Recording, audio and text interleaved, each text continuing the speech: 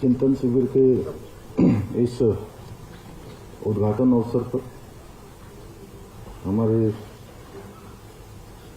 राज्य के मुख्य सचिव डॉक्टर एस.एस. संधू जी और अभी जिन्होंने यहाँ पर अपना प्रेजेंटेशन दिया और हम सब लोग 3 दिन तक यहाँ पर उनके आतिथ्य में यहाँ रहेंगे। लवासना के डायरेक्टर श्रीनिवास जी और हमारी एसीएस राधा रतूड़ी जी, आनंदवर्धन जी, नीति आयोग से नीलम जी, जो लगातार हम लोगों की बात वहाँ नीति आयोग में भी लगातार आगे बढ़ाती हैं, और हमारे सभी वरिष्ठ अधिकारीगण, भारत सरकार के विभिन्न संस्थानों से आए हुए हमारे बहुत सारे एक्सपर्ट, हमारे अतिथि, जिनसे हम लोगों को काफ़ी सारी बातें यहाँ पर सीखने को मिलेंगी। उपस्थित सभी अधिकारीगण, चिंतन शिविर क्योंकि बहुत दिनों से हम लोग सोच रहे थे कि इसको आयोजित होना है, और 2 बार इससे पहले ऐसा हुआ कि ये चिंतन शिविर हमारा तय हो गया, लेकिन अनेकों कारणों से दोनों ही बार उसमें कुछ न कुछ व्यवधान आ गया। और ये ईश्वर की इच्छा होती है कि जब जो चीज होनी होती है तभी होती है। पहले हम रामनगर में गए, फिर नैनीताल में गए, फिर घूम के यहाँ आ गए। शायद भगवान की ये इच्छा रही होगी कि उसमें हमारे डायरेक्टर श्रीनिवास जी भी यहाँ रहे,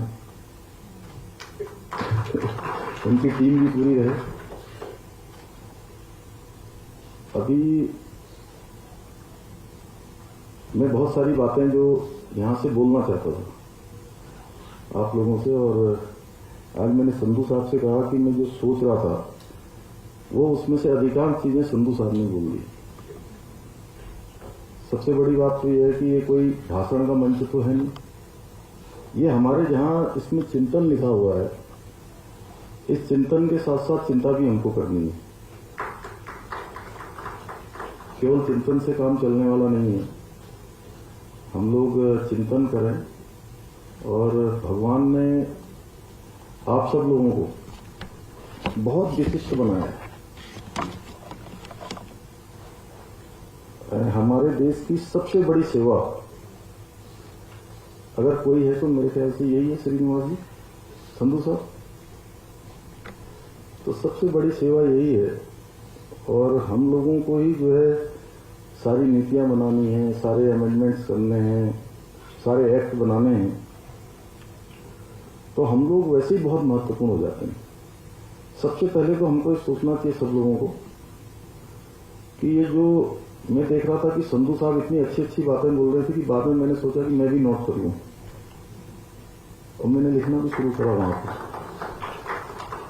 लेकिन आप सब लोगों के पास तो ज्यादा दिमाग है, इसलिए सब लोग सबके माइंड में चला गया होगा। तो ऐसी चीजों को मैं, क्योंकि मैं भी विद्यार्थी रहा हूं, और विद्यार्थी मैं आज भी अपने आप को समझता हूं। एक तो मुझे लगता है कि सबसे पहले अगर हम लोग इस चिंतन शिविर में आए हैं तो हर सेशन में, जैसे अभी आपने मुझे चिंतन शिविर की जो बुक दी है उसमें हम लोग देख रहे होंगे कि प्रधानमंत्री जी स्वयं सबसे पीछे बैठकर, वह भी जो है उसमें जो सीखने वाले श्रोता होते हैं उनकी तरफ बैठे हुए हैं। तो हम लोग अपनी आदत में भी डाल लें जो इस प्रकार का चिंतन होता है जिसमें से हम लोगों को कुछ लेकर जाना है, तो कहीं ना कहीं नोटबुक का प्रयोग जरूर कर लें। एक पुरुषोत्तम जी को जरूर मैं देख रहा था कि वो लिख रहे थे। मैं किसी को बाध्य नहीं कर रहा हूं कि अभी लिखना शुरू कर दीजिए, क्योंकि मैं ऐसा कुछ नहीं बोलने वाला हूं, लेकिन ये हमारी आदत में होना चाहिए। इससे कहीं ना कहीं जो चीजें यहां से हो रही हैं, आदमी कितना ही इसके अंदर तीव्र बुद्धि हो, तीक्ष्ण बुद्धि हो, तो तत्काल सब चीजें कैच करने वाला हो, लेकिन उसके बाद भी बहुत सारी चीजें, क्योंकि दिन भर चलती हैं, और कहते हैं एक दिन में एक मनुष्य के अंदर कई हजारों विचार आते हैं। तो सुधांशु जी, हजारों आते हैं, कितने आते हैं? आनंद जी, एक दिन में हजारों विचार आते हैं, और वो हजारों विचार इधर से उधर जाते हैं। उसमें से कुछ होते हैं जो हमारे इसमें रुक जाते हैं, नहीं तो आते जाते हैं, चलते रहते हैं। हर मिनट में, सेकंड में विचार हमारे इधर से उधर होते रहते हैं। अगर हमने नोट कर लिया तो वो क्या है कि आगे जैसे हमारा शुरू होगा तो वो करेगा। और मैं संधू साहब को बहुत बधाई देना चाहता हूँ आज कि इन्होंने वास्तव में जो इनके जीवन का जितना अनुभव था, आज इन्होंने कहा कि भाषण नहीं देना है, केवल बात करनी है। स्पीच का कोई टाइम भी नहीं है। जब हम यहाँ चिंतन करने के लिए आए हैं तो हमको 2-3 चीजें सोचनी चाहिए। स्लाइड में देखता हूँ, कई बार मैं भी बहुत भाषण लिख के ले जाता हूँ साहब, और मैं बोलता भी हूँ कि उसमें ये लगता है कि जो है कुछ चीजें छूट न जाए, वो मैं इसलिए लिखता हूँ। लेकिन जब कभी कभी मैं अपने दिमाग से सोचता हूँ कि अभी मैं आप लोगों के बीच में आया हूँ, तो आप लोग सुनने वाले नहीं हैं, आप लोग ऐसे, आप तो सबको करने वाले हैं। यहाँ भाषण का मतलब नहीं, यहाँ केवल आप लोगों को जैसे हनुमान को जो है उनकी शक्ति का बार बार एहसास कराया जाता है, वही संधू साहब ने भी एहसास कराया कि आप सब लोग हनुमान हैं। यानी आपकी संजीवनी भी ला सकते हैं, आप किसी पर्वत पर भी चढ़ सकते हैं, आपके लिए कोई काम असंभव नहीं है। आप लोगों की स्थिति वही है कि आप लोग वहां पर हैं। जैसे मैं सोचता हूं, अब मैं भी ये थोड़ा कुछ पॉइंट बना के लाया था, लेकिन यहाँ आप लोगों का देखा कि मैंने ये तो सब दूसरी तरफ तो जा रही है व्यवस्था।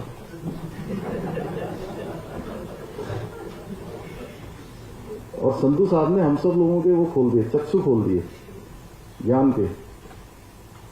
अब है क्या, जैसे स्लाइड होती है, यहाँ पर हम स्लाइड चलाते हैं, उसमें दुनिया भर के प्रेजेंटेशन आते हैं,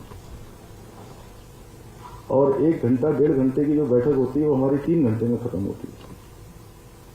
अब होना ये चाहिए कि हम कहां पर हैं, मतलब सिंपल, जो एक आदमी जो है बहुत कम पढ़ा लिखा है वो भी ये समझ सकता है कि हम कहां पर खड़े हैं, हमें जाना कहां है, और यहां जाने के लिए हम प्रयास क्या कर रहे हैं।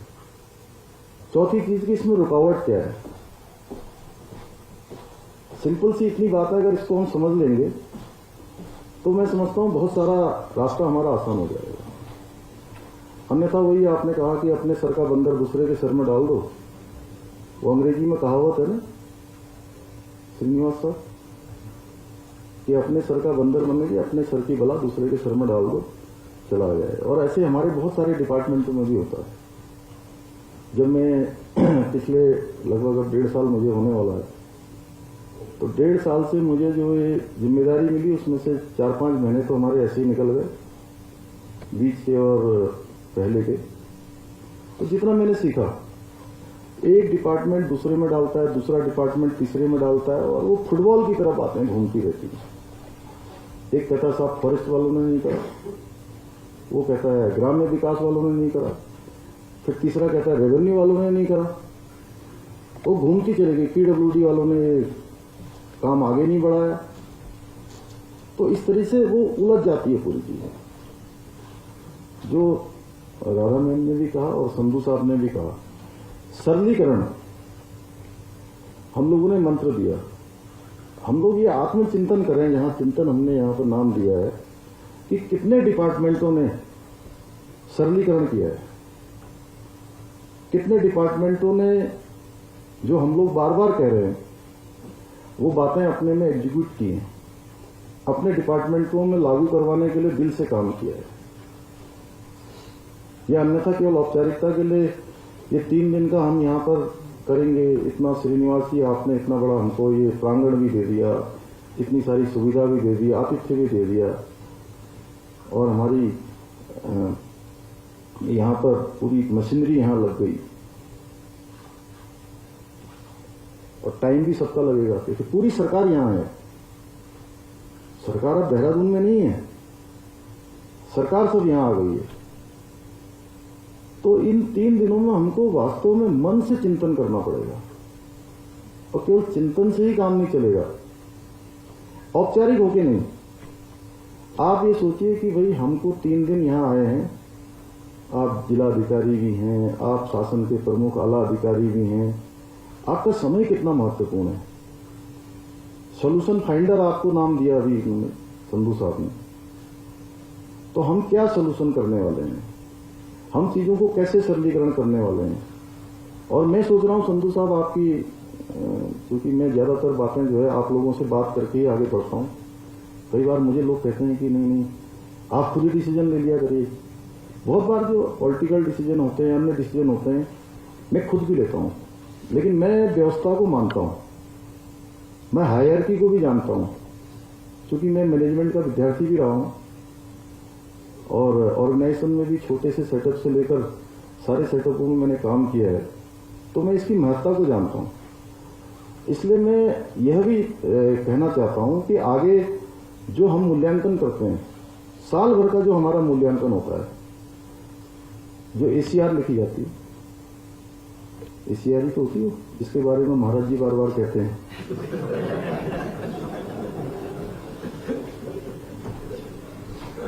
एनुअल क्या होता था, एनुअल कॉन्फिडेंशियल रिपोर्ट। आप लोगों को हंसी नहीं आ रही क्या इसमें? वो रिपोर्ट जो है ऐसे लिखी जानी चाहिए कि साल भर में वास्तव में हमने किसको क्या काम दिया था, वो काम हुआ कि नहीं हुआ, उसमें उनकी क्या ग्रेडेशन रहा है, किस प्रकार की काम की गुणवत्ता रही है, कितना उन्होंने परफॉर्म किया है, उसके आधार पर एसीआर का नंबर होना चाहिए। आप लोग सहमत होंगे, क्योंकि आज से हम शुरू कर रहे हैं, तो अभी तो साल भर लगेगा तब लिखी जाएगी एसीआर पर। जब भी लिखी जाएगी तो एक उसका यह भी आधार होना चाहिए। और मैं देखता हूं वैसे आप लोगों को कोई कहने की आवश्यकता नहीं, हमारे उत्तराखंड के सभी अधिकारी बहुत अच्छा काम करते हैं, और कुछ लोग तो उम्मीद से ज्यादा करते हैं। कई बार कुछ लोगों का थोड़ा मुझे लगता है कि वो केवल औपचारिक हो जाते हैं, उनको लगता है कि जितना सरकार कह रही है हम उतना कर दें, और बहुत सारे फीडबैक आते रहते हैं हमारे पास, कुछ ऊपर से भी आते हैं, कुछ नीचे से भी आते हैं, एजेंसियों के भी आते हैं। और मैं तो स्वयं चूंकि लोगों के बीच में लगातार मेरा जो है हफ्ते में 2, 3, 4 दिन तो लगातार मैं भ्रमण पर रहता हूँ, लोगों के बीच में रहता हूँ। और आजकल प्रातःकाल मैंने ये भी किया है कि सवेरे 6 बजे से लेकर 8 बजे तक का जो टाइम है मेरा, जहां भी कार्यक्रम रहेगा मैं वहां बिना किसी फोर्स के 1-2 लोगों को रात को बता देता हूं कि सवेरे चलना है, और मैं घूमते हुए पूछता हूं लोगों से कई बार क्या चल रहा है, कैसा चल रहा है, यहां पर जिला एडमिनिस्ट्रेशन क्या कर रहा है, सरकार के बारे में क्या सोच रहे हैं, और क्या होना चाहिए, क्या करना चाहिए। तो उसमें बड़ा कष्ट हो रहा है मुझे कहते हुए कि लोग कहते हैं कि साहब आपके यहां पर इतने अच्छे चीफ सेक्रेटरी हैं संधू साहब, जिनको भारत सरकार में भी तमाम जगह पर पहले काम का अनुभव भी है, और जब हम इनको चीफ सेक्रेटरी के रूप में हमने कहा था हमारे यहाँ सेवा देने आइए, उस समय तो इनका भी मन 50-50 था। और आपके आने के बाद काफी चीजों में सुधार हुआ, हम लोगों ने बहुत डिसीजन लिए, लगभग 700 के करीब हमने फैसले लिए पिछली बार 6-7 महीने में। लेकिन अभी जो है कहीं कहीं से ये आता है कि कुछ बड़े अधिकारी हैं, कुछ छोटे अधिकारी हैं, कुछ शासन में हैं, सेक्शनों में हैं, वो फाइलों को ठीक से बढ़ाते नहीं, विलंब हो रहा है उसमें। और ये स्थिति आदर्श स्थिति नहीं है। आप लोगों के एक फाइल रोकने से आप लोग समझिए कि कितनी चीजें रुक जाती हैं, कितना काम रुक जाता है। बीच में लोग कह रहे थे कि फाइनेंस में बड़ी फाइलें रुक रही हैं, तो हमने आनंद जी से बात करी और इन्होंने कहा कि नहीं, फाइनेंस में साहब इनको भेजने की जरूरत ही नहीं, कुछ फाइलों को वहां भेजने की जरूरत नहीं है, अपने डिपार्टमेंट के लेवल पर ही लोग कर लें। लेकिन हम डिसीजन भी नहीं लेते हैं।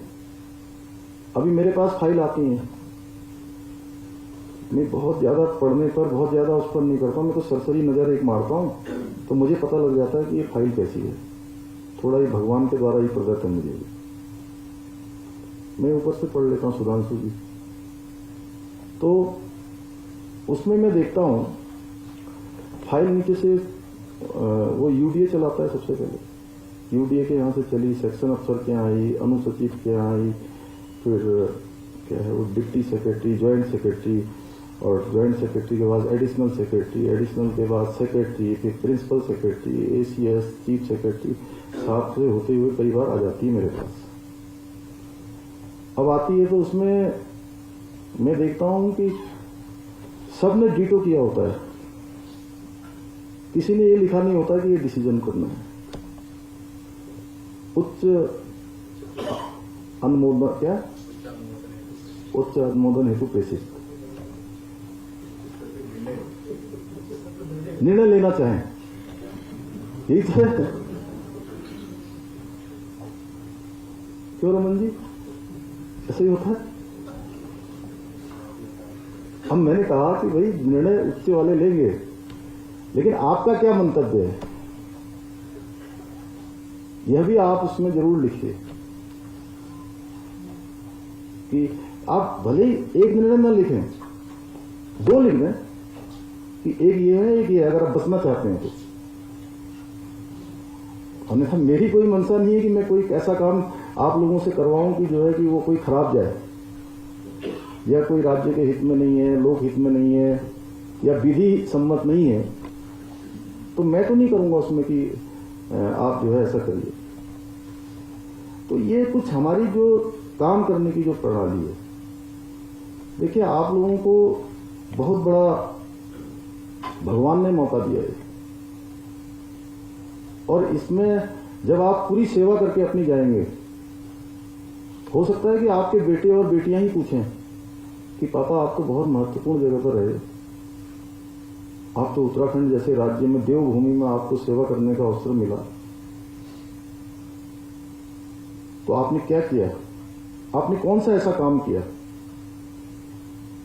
आपने इतने सालों तक इस डिपार्टमेंट में रहे, इस डिपार्टमेंट में आपने कौन सी बेस्ट प्रैक्टिस करके दिखाई।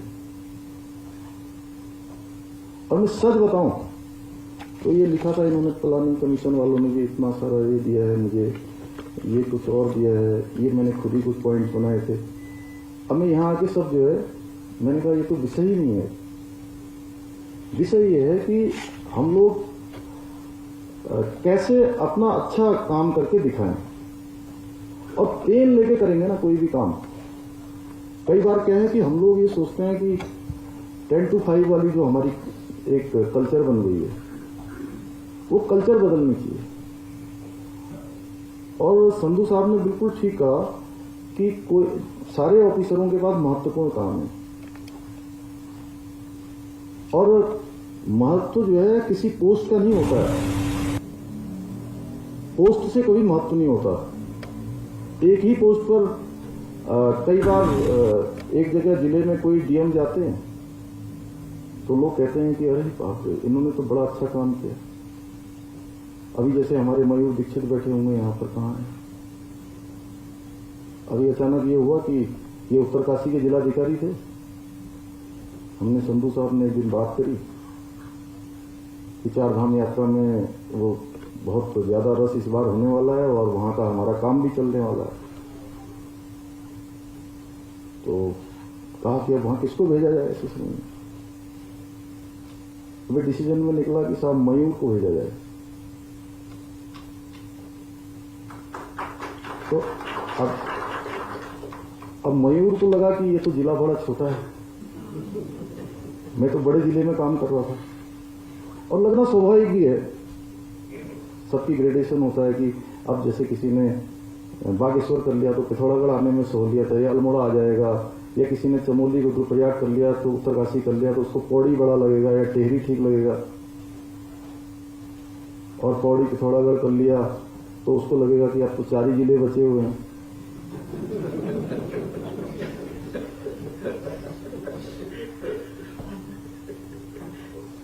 तो मयूर का फोन आया मेरे पास कि साहब वो ठीक है, लेकिन सब लोग ये कहेंगे कि छोटे जिले में मेरा प्रमोशन की जगह डिमोशन हो गया। तो मैंने कहा कि ये प्रमोशन डिमोशन नहीं है, ये प्रमोशन है और ये देश काल परिस्थिति के अनुसार आपका निर्णय किया है हमने ऐसे समय में। और मुझे खुशी है कि इनके वहां जाने के बाद जो हमारा काम था वो काम कई गुना, मतलब मेरे ख्याल से 10 गुना ज्यादा हुआ पिछले सालों की तुलना में। ऐसे ही वहां बद्रीनाथ में भी बहुत तेजी से हिमांशु ने वहां पर जो है सारा जितना रिहेबिलिटेशन का काम था, लोगों को शिफ्ट करना था, बड़ा बवाल था उसमें। इन लोगों ने बड़ी तेजी से वहां पर काम किया और मास्टर प्लान पर काम हो गया। मैंने प्रधानमंत्री जी को दिखाया, मैंने कहा साहब ये उनकी धर्मशाला थी जो कौन सी है वो बगल में, जो अरे वीरभद्र वालों की जो बगल में तोड़ी थी हमने होटल है, हाँ, तो प्रधानमंत्री जी बोले यही तो टूटना बहुत जरूरी था।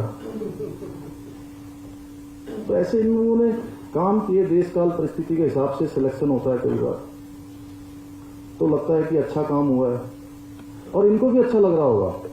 अब मयूर को भी अच्छा लग रहा है। अच्छी बात यह है कि इन्होंने न तो मेरे से मैं इतनी बार केदारनाथ चला गया, इतनी बार रुद्रप्रयाग चला गया, न चीफ सेक्रेटरी साहब से, न राधा मैम से, कभी नहीं कहा कि मुझे यहां से बदल दो। अब मन में क्या है कि मैं केवल उदाहरण दे रहा हूं, ऐसा है कि ये मत सोचिए कि केवल मयूर पर ही जो है सारा मैंने कंसंट्रेशन कर दिया है। माने कि जो नहीं भी कहता है उसके बारे में भी यहां सब पता होता है। और हमारा इतना छोटा राज्य है कि हर किसी के बारे में हर किसी को पता है कि कौन क्या काम कर रहा है। बड़े राज्यों में, उत्तर प्रदेश वगैरह में जहां 600 का कैडर है, मध्य प्रदेश है, महाराष्ट्र है, ये सब बड़े राज्य जो हैं, बिहार है, वहां पता नहीं लगता है। लेकिन यहां तो सब पता लगता है, छोटा छोटा किसके घर में क्या खाना पक रहा है। यहां पर इसमें भी बड़ा इंटरेस्ट रहता है,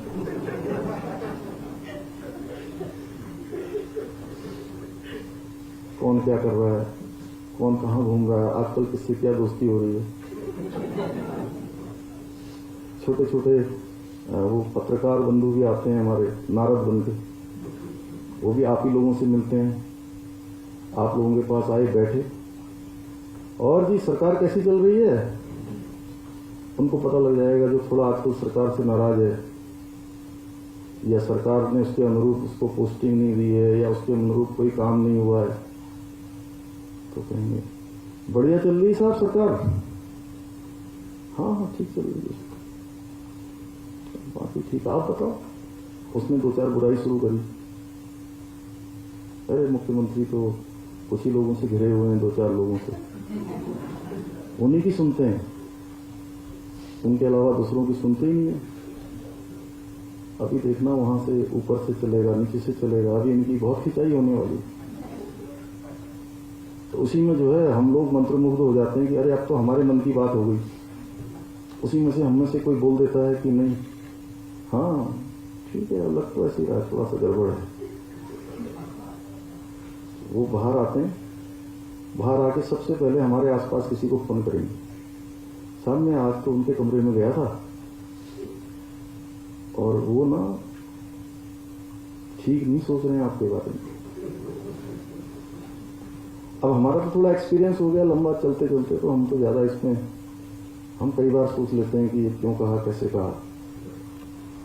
मैं आकलन जरूर करता हूं, अगर ऐसी बात आती है तो मैं सोचता हूं जरूर कि ये बात कही है तो कही क्यों है, कुछ इसमें सच्चाई है कि नहीं।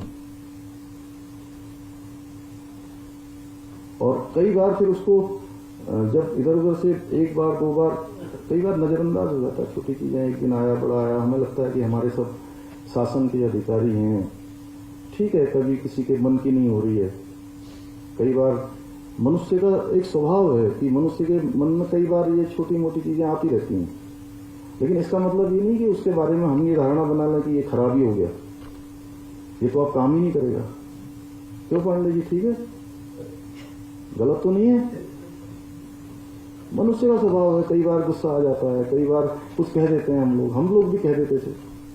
अब क्योंकि अब हम ऐसी जगह पर हैं कि अब हमें सोचना पड़ता है कि हमारे मुंह से जरा सा भी कुछ निकला तो इसलिए आप लोगों ने देखा होगा 1.5 साल होने वाला है। आप सबके शुभकामनाओं से, भगवान की कृपा से कभी कोई कंट्रोवर्सी वाला बयान नहीं आया मेरा। मैं बोलता ही कम हूं, क्योंकि बचपन में हमने सीखा कि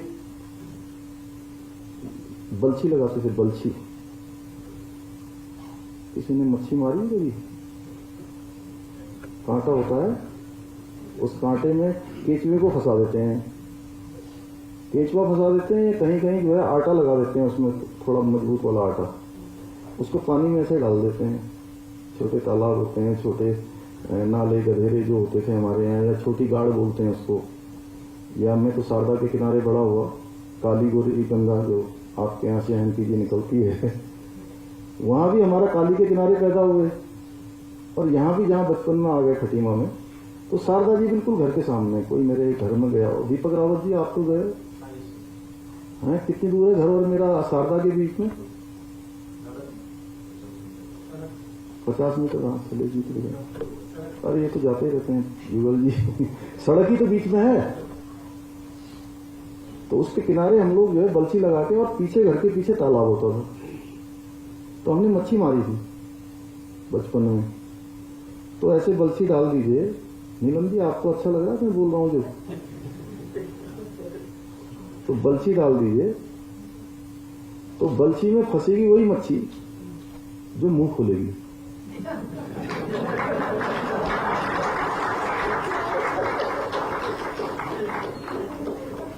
और जो मुंह नहीं खोलेगी, आप तो आजकल मच्छी डिपार्टमेंट के ही हो,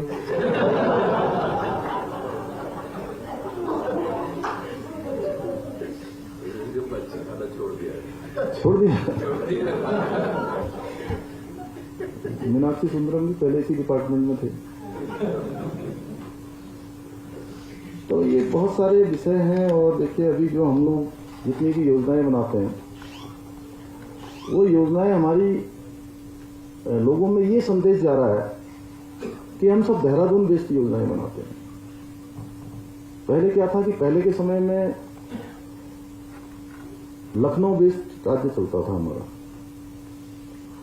इधर संधू साहब जहां जहां आप कलेक्टर रहे तो खैर मैदानी जिले माने जाते हैं, लेकिन चमोली है, उत्तरकाशी है, पिथौरागढ़ है, बागेश्वर, और ये तो बाद में बने चंपावत, अल्मोड़ा है, टिहरी, ये सब क्या है कि एक तरह से उस समय की खराब पोस्टिंग मानी जाती थी इन जिलों में, और योजनाएं हमारी बनती थी सारी लखनऊ में। अब योजनाएं हमारी जो बनती हैं वो देहरादून में बन जाती हैं। और अभी जब प्रेजेंटेशन दिखा रहे थे मीनाक्षी सुंदरम जी, तो उसमें प्रेजेंटेशन में यह आया कि जो हमारे पर्वतीय जनपद हैं उनमें जहां गरीबी रेखा के नीचे जीवन यापन करने वाले, और जो राज्य की जीएसडीपी है उसमें से चमोली जनपद है, हमारा चंपावत है, और उत्तरकाशी है, बागेश्वर है, रुद्रप्रयाग है, इन सब का जीएसडीपी में योगदान मात्र 2% है। ये हमारे लिए बहुत सोचनीय प्रश्न है कि हम कैसे जो है इसमें परिवर्तन करें, जहां पर हमारे लिए बहुत सारी जो है भगवान के द्वारा दी हुई तमाम चीजें हमारे पास हैं। और आज की स्थिति यह है कि भारत सरकार के स्तर पर, हमारे नीति आयोग के स्तर पर, तमाम जो हमारे संस्थान हैं भारत सरकार के डिपार्टमेंट हैं, वो सारे के सारे बहुत प्राथमिकता से हमारे को सहयोग करने के लिए तैयार हैं। और प्रकृति द्वारा प्रदत्त हमारे पास सब कुछ है। अभी आपने बात करी हाइडिल में हम काम कर सकते हैं, बड़ा अच्छा, उसमें हमने कल नई वो भी लिया है, नई अमेंडमेंट, नई पॉलिसी भी करी है। हाइडिल में काम कर सकते हैं, बागवानी के क्षेत्र में काम कर सकते हैं। मैं अभी हिमाचल गया था, तो हिमाचल के मुझे 15-16 जगह जाने का, अलग अलग जगह पर, क्योंकि रैलियों के लिए और चुनाव के दौरान मैं गया था, तो मैंने वहां पर देखा कि हमारी और उनकी जो जलवायु है या हमारा भौगोलिक स्ट्रक्चर है, मौसम है, वो काफी मेल खाता है, एक जैसा ही है। लेकिन क्या गजब, ऊपर से नीचे तक, रोड के नीचे भी बाग बगीचे, ऊपर भी बगीचे, सेब ही सेब। क्या हम इस दिशा में काम नहीं कर सकते? हम क्या इस दिशा में सोच नहीं सकते कि हम कैसे काम करें कि हमारा भी जो है राज्य इस क्षेत्र में आगे बढ़ जाए? और मैं सच बता रहा हूं, मैं कुल्लू भी गया, मनाली भी गया। इस दौरान चुनाव में मैं हिमाचल के 15-16 स्थानों पर गया। वो बहुत अच्छा राज्य है, लेकिन उससे कहीं ज्यादा अच्छा राज्य हमारा है। और आज इस प्रकार से हमारे यहाँ देव स्थान है, प्रमुख स्थान है, उसके कारण से पूरे भारत में हमको जो है अब इन्होंने संधू साहब ने NHAI में क्या था, चेयरमैन रहते हुए उस समय इतनी सड़कें यहाँ के लिए स्वीकृत कर दी, जिसकी अभी बात कर रहे थे, एलिवेटेड रोड हमारी, वही है। उसके बनने के बाद 2 घंटे में हम देहरादून पहुंच जाएंगे। मसूरी में हमारे को जगह नहीं मिलने वाली है आगे आने वाले समय में। देहरादून इतना कंजेस्टेड होने वाला है स्मार्ट सिटी के कारण, रोज हमको सुनना पड़ता है। हालांकि मेरा कभी ये स्वभाव नहीं कि मैं कहूं कि नहीं ये तो मेरे से पहले वालों ने कर दिया, या उस समय में तो हम थे ही नहीं। अब तो हमें यही सोचना पड़ेगा कि पहले वालों ने कोई अच्छा काम किया है, वह भी हमारे राज्य का काम है, वह भी मेरा काम है। जो उन्होंने छोड़ दिया उसको आगे करना, ये भी मेरी जिम्मेदारी है। दोनों ही चीजें हमको करनी है, यानी कि विरासत में जो मिला है उस विरासत को आगे बढ़ाना है। तो देहरादून हमारा जो मास्टर प्लान है, ऋषिकेश का है, हरिद्वार का है, मसूरी का है, धनोल्टी का है, इस आसपास के जितने भी क्षेत्र हैं, नरेंद्र नगर है, ये सारे के सारे बहुत कंजेस्टेड होने वाले हैं। आप खुद ही सोचिए कि जब आप कह रहे हैं कि हिंडन से गाड़ी लेकर आदमी जो है एयरपोर्ट जाएगा तो उसको 2 घंटे लगेंगे शाम को, और वहीं से वो गाड़ी लेकर अगर देहरादून आना चाहेगा तो तब भी 2 घंटे लगेंगे। तो जैसे ही फ्राइडे का 5 बजेगा, वो अपना सामान पहले से ही गाड़ी में लेके आया होगा कि मैं तो देहरादून जाऊंगा, मैं तो ऋषिकेश जाऊंगा, मैं तो मसूरी जाऊंगा, मैं धनोल्टी जाऊंगा, और 2 दिन रहने के बाद यहां से चला जाएगा। तो हमको उस दिशा में भी सोचना पड़ेगा। अब मेरे को एक बार बड़ी अच्छी लगी, एक होटल वाले हैं जो एक नया होटल बना रहे हैं यहां पर अभी, वो एक दिन मुझे मिलने आए थे दीपावली में। तो बोले साहब अभी एटमॉस्फेयर बहुत अच्छा हो गया आपके, अच्छा एटमॉस्फेयर हो गया है, लोगों को लग रहा है कि अब हमें उत्तराखंड में काम करना चाहिए, उत्तराखंड में आना चाहिए। उसको लेकर हमारे सचिन जी कितनी हम जगह निकाल रहे हैं होटल बनाने के लिए। हाँ, तो बोले कि साहब खूब सारे होटल बन जाएं यहाँ पर, जो है जो आप सोच रहे हैं, खूब सारे निवेशक आ जाएं, खूब सारा इंफ्रास्ट्रक्चर बन जाए। तो इतना आनंद जी, इतना हमको वो GST मिल जाएगी, इतना हमारी प्राप्ति हो जाएगी कि अभी मैं जाता हूं तो हमारे MLA लोग, दूसरे प्रतिनिधि, यहाँ हर जगह यह है कि किसी कार्यक्रम में गए तो पहले कहते हैं कि साहब इसमें घोषणा कर दीजिए। एक घोषणा का बड़ा लेटर दे देते हैं मुझे। अब खाली लोकप्रियता हासिल करनी हो तो खूब घोषणा कर दो वहां। मैंने ये सोचा है कि जो घोषणा हो, एक तो सुनियोजित विकास की तरफ हो कि उस क्षेत्र में कैसे सुनियोजित विकास हो सकता है। दूसरा, जो घोषणा होगी वो घोषणा पूरी होनी चाहिए, अन्यथा हमारे जैसे लोगों के बारे में लोग वैसे भी अच्छी धारणा नहीं रखते हम लोगों के लिए। राजनीतिक क्षेत्र में काम करने वाले लोगों के लिए लोग सोचते हैं कि ये बातें बड़ी बड़ी कर देते हैं, काम नहीं करते। उसको भी बदलना है, क्योंकि यह भी समाज के द्वारा ही, क्योंकि दिया हुआ दायित्व है, जनता के द्वारा दिया हुआ दायित्व, तो उसकी जिम्मेदारी भी कहीं अगर हम लोग कहीं पर उसमें कमी आती है, या लोग कहते हैं कि अपनी कथनी और करनी में दोनों में अंतर है, तो उसकी जिम्मेदारी अकेले हमारी नहीं है, उसकी जिम्मेदारी आप सब लोगों की भी है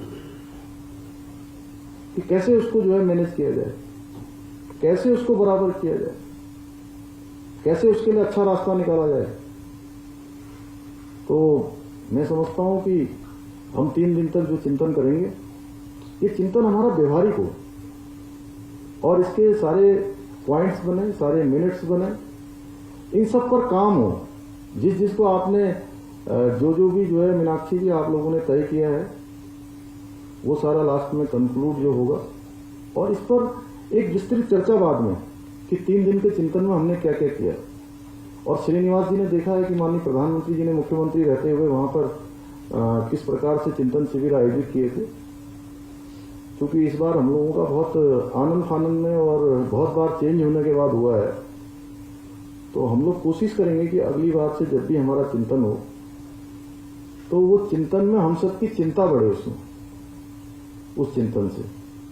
और मुझे आशा है कि 3 दिन के चिंतन में बहुत सारी चीजें निकलेंगी। और देखिए, एक बात और मैं आपसे लास्ट वाली कहकर अपनी बात समाप्त करता हूं। कई बार हम लोग अपने मन से जो है प्रेजेंटेशन बड़ा अच्छा करते हैं, जो मैं हर बार बोलता हूं, कोई पीपीटी खराब नहीं होता, सारे पीपीटी एक से एक बढ़िया होते हैं। क्यों डॉक्टर राजेश? सारे पीपीटी बहुत अच्छे होते हैं। और उसी तरह से हम, मनुष्य का स्वभाव है, हम अपने बारे में भी बहुत अच्छा बोलते हैं। मैंने साहब इतना काम कर दिया, मैंने देखिए डिपार्टमेंट को यहां से यहां पहुंचा दिया, मैंने ये कार्य पद्धति यहां पर डेवलप कर दी। लेकिन क्या है कि केवल बोलने से कोई व्यक्ति नहीं माना जाता है। कोई नहीं भी बोलता है, अगर वो काम करता है तो उसके बोलने से ज्यादा उसका काम बोलता है। जो काम करेगा उसको बोलने की आवश्यकता नहीं पड़ेगी। और हम लोग इस व्यवस्था में, आप इतना ही मानिए, जो अच्छा काम करता है बिल्कुल 1% भी ये मत सोचिए कि वो कहीं नजरअंदाज होने वाला है। थोड़ा ऊपर नीचे हो सकता है, थोड़ा देर हो सकती है, और स्थायी कोई नहीं है। ये मत सोचिए कि साहब हम इस डिपार्टमेंट में कर रहे हैं तो हम इसी में हो गए, स्थायी हो गए, या मैं इस दायित्व में मैं सोचूं कि मैं हमेशा के लिए हो गया। ये नहीं, याद रखा जाएगा सबका कालखंड, कि हमारे कालखंड में हमने क्या काम किया, हमने राज्य को क्या दिया, हमने अपनी भावी पीढ़ी के लिए क्या दिया। हमने जो उत्तराखंड राज्य की मूल अवधारणा थी कि ये पर्यटन आधारित राज्य बनेगा, ये हमारा हाइड्रो बेस्ड राज्य बनेगा, यहाँ की आजीविका बढ़ेगी, फलों के क्षेत्र में, बागवानी के क्षेत्र में, कृषि के क्षेत्र में, ये सब हमारा बढ़ेगा, हमारा पलायन रुकेगा।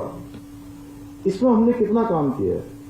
और जो हमने 2025 का सशक्त उत्तराखंड कहा है, तो सशक्त उत्तराखंड के लिए हम अपने अगले 3 सालों के लिए हमने क्या क्या योजना बनाई है। ये बड़ा अच्छा अवसर है कि हमको 3 दिन का समय यहां मिल गया है। यहां हम अगर हमने अच्छा अपने कर लिया तो बहुत अच्छी बात है। जिन्होंने नहीं कराया, आगे से संधू साहब मैं चाहूंगा कि जो भी हमारे प्रेजेंटेशन हो या जो भी हमारे इस प्रकार के कार्यक्रम हो, उन सभी कार्यक्रमों में एक सब्जेक्ट जोड़ दीजिए कि 2025 के लिए क्या किया है। अन्यथा नहीं किए तो आपकी तो पिटाई नहीं होगी, पिटाई हमारी होगी कि हमने खूब ढोल बजा दिया है कि 2025 में हम देश के श्रेष्ठ राज्यों में शामिल होंगे, अपनी जीएसटी की बढ़ाएंगे, 5 सालों में दुगनी करेंगे, 10 सालों में हम 4 गुनी करेंगे। कितनी मीनाक्षी रखा है? 5 सालों में दुगना ना, मतलब 1.5 लाख करोड़, 5 लाख करोड़। अब तो हमने वो भी ले ली है, कंसल्टेंसी वाली, दुनिया की सबसे बड़ी फर्म, वो भी हमको कुछ देगी।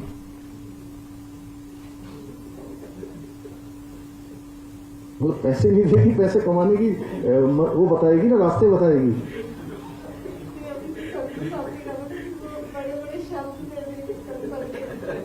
नहीं, वो तो इन्हीं की सहमति से हो रहा है। वो इन्होंने वो सबके लिए नहीं कहा है, वो इन्होंने कुछ उसके लिए कहा है। वो समझाने की एक बात थी कि भाई कॉम्प्लिकेटेड चीजों को नहीं करना है, सबको आसान करना है, सॉल्यूशन फाइंडर बनना है। और एक बात जरूर मैं कहूंगा कि आप लोगों को थोड़ा सा इस चिंतन में, हमारा जो राज्य है वो बहुत भौगोलिक परिस्थितियां अलग अलग है। देहरादून में ही 2 प्रकार की भौगोलिक परिस्थितियां हैं। विकासनगर से आगे चले जाइए तो पूरा अलग हो जाता है, वहां का मॉडल अलग बनाना पड़ता है। नैनीताल में चले जाइए तो हल्द्वानी के आगे दूसरा मॉडल बन जाता है। और नीलम जी, आपको तो पता ही है, हमने नीति आयोग में हर बार ये बात रखी है कि जो विकास की योजनाएं हैं वो हमारे भूगोल के अनुसार, यहाँ के अनुसार बनाई जाएं। और जो भारत सरकार से है, भारत सरकार से, नीति आयोग से हम बार बार ये कर रहे हैं, शायद आप लोगों ने मिनट्स में लिखा भी होगा कि हमारी जो आबादी है वो तो 1 करोड़ 25 लाख है, लेकिन हमको यहाँ 7 करोड़ से भी ज्यादा लोगों की व्यवस्था करनी पड़ती है। उस दिशा में भी हमको सोचना है। और हर जगह हमारा खर्चा बढ़ता जा रहा है। हालांकि मैंने दिलीप जावलकर जी से कल पूछा था सवेरे, कंफर्टेबल है ना, कोई दिक्कत तो नहीं है, ये पूछा था। इन्होंने कहा साहब बिल्कुल कंफर्टेबल है, कोई दिक्कत नहीं है। लेकिन अब हमको ये देखना है कि जितनी हम खर्चे कर रहे हैं उतनी हमारी प्राप्तियां भी हों। कैसे अधिक रेवेन्यू बढ़ाएं, कैसे जनरेशन और कर सकते हैं, किस दिशा में कर सकते हैं, ये 3 दिनों तक हम इसमें काम करेंगे तो मैं समझता हूं बहुत इस साकार होगा। और इसमें से जो चिंतन से, मनन से, विचारों से, सबकी पवित्र आत्मा से जो यहाँ पर एक विचार प्रस्फुटित होगा, वो हमारे सबके लिए एक अमृत का काम करेगा। और मैं सच बता रहा हूं कि आप लोगों का किसी का ध्यान कहीं होगा, किसी का ध्यान कहीं होगा कि हम लोग जो है 2 दिन के लिए, 3 दिन के लिए आए हैं, ये कहीं सरकार ने कौन सा नया बवाल ले आई है, ये क्या नया आ गया कि हम तो अपने काम में लगे हुए थे। जिलाधिकारी सोच रहे होंगे हमारे तो 3 दिन यहाँ लगने वाले हैं, 2 दिन लगने वाले हैं।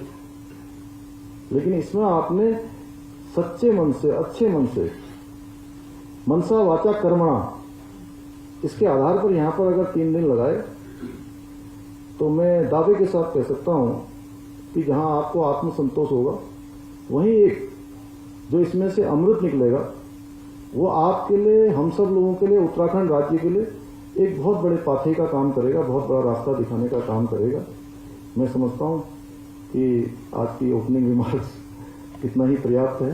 आप सभी का बहुत बहुत धन्यवाद और 3 दिन के लिए बहुत बहुत शुभकामनाएं।